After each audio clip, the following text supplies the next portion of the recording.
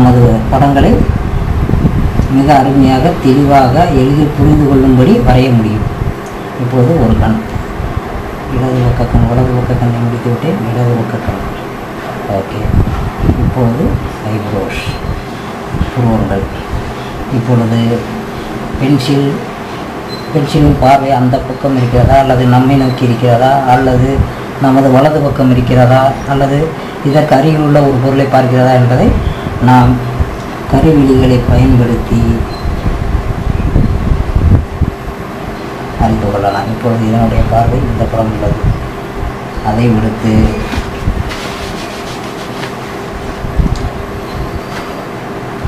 நம்மை பார்க்கும்படி இருந்தால் நீங்கள் நமக்கு நேராக கருவிழிகளை வைத்தால் அவை நம்மை பார்ப்பதாக மிக அருமையாக தெரியும். அல்லது இந்த புறம் பார்க்கிறதா என்பதற்கு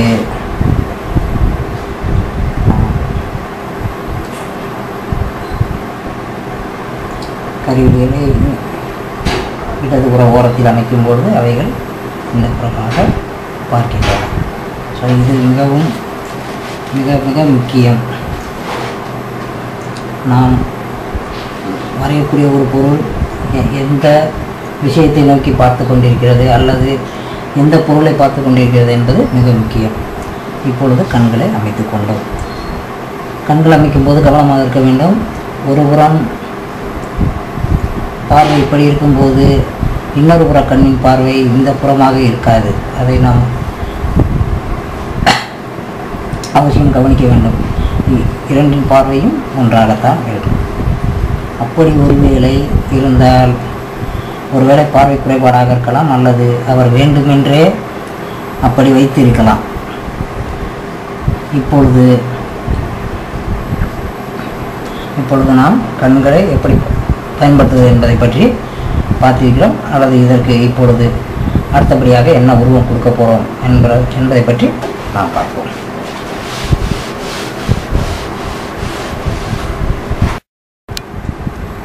இப்பொழுது நாம் கண்களை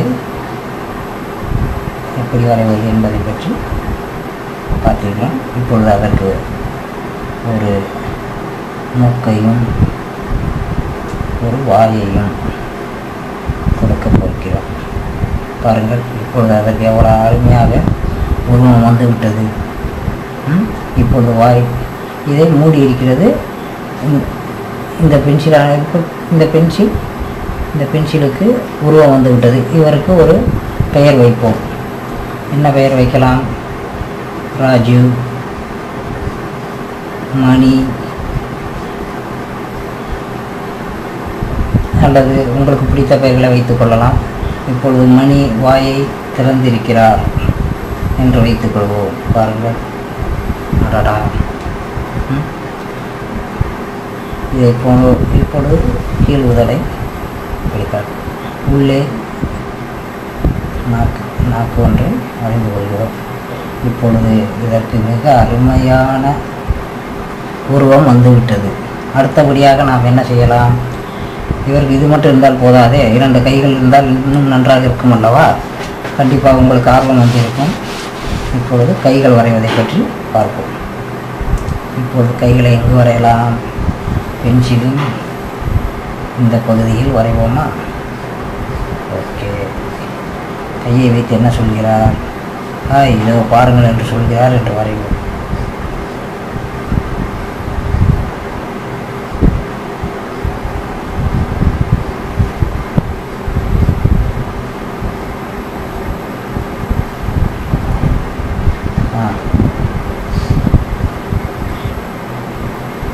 இப்போது பென்சிலுக்கு இடதுபுறம், நமக்கு வலதுபுறம். பென்சில் இடதுபுற கையை நாம் வரைந்து விட்டோம். வலதுபுறம் அதேபோல்.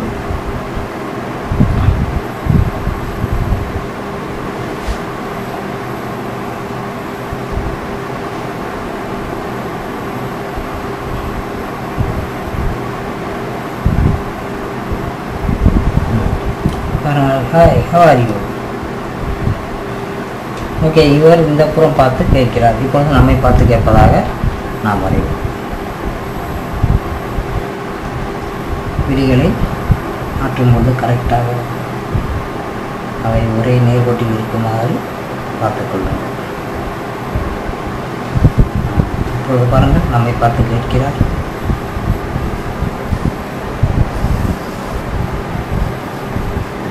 Hi, how are you?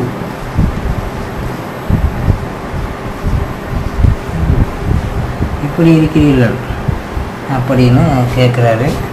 எவ்வளவு அருமையாக, மிக எளிதாக நாம் கார்ட்டூனை உருவாக்க முடிகிறது என்று பார்த்தீர்களா? இப்பொழுது கைகள் மட்டும், சில கேட்கலாம், என்ன கைகள் மட்டும்தான், கால்கள் வரைய மாட்டீர்களா? வரைவோம். கால்களை இப்பொழுது இங்கு வரைவோம்.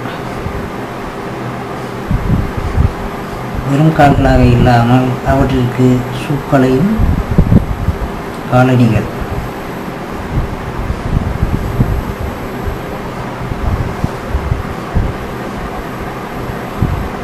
காலணிகளையும் வரைவோம்.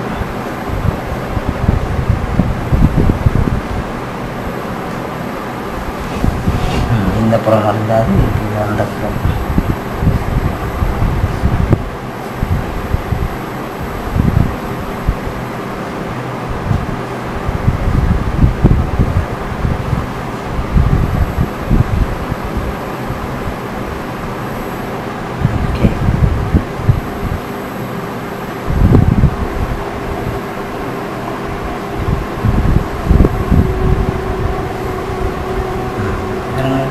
இப்பொழுது நாம் வரையும் பொழுது, வரைந்து முடித்த பிறகு தேவையில்லாத கோடுகளை நீக்கும் பொழுது அவைகள் மிக அருமையாக நமக்கு கிடைத்துள்ளது. இப்பொழுது நீங்கள் நாம் வரைந்து முடித்த பொழுது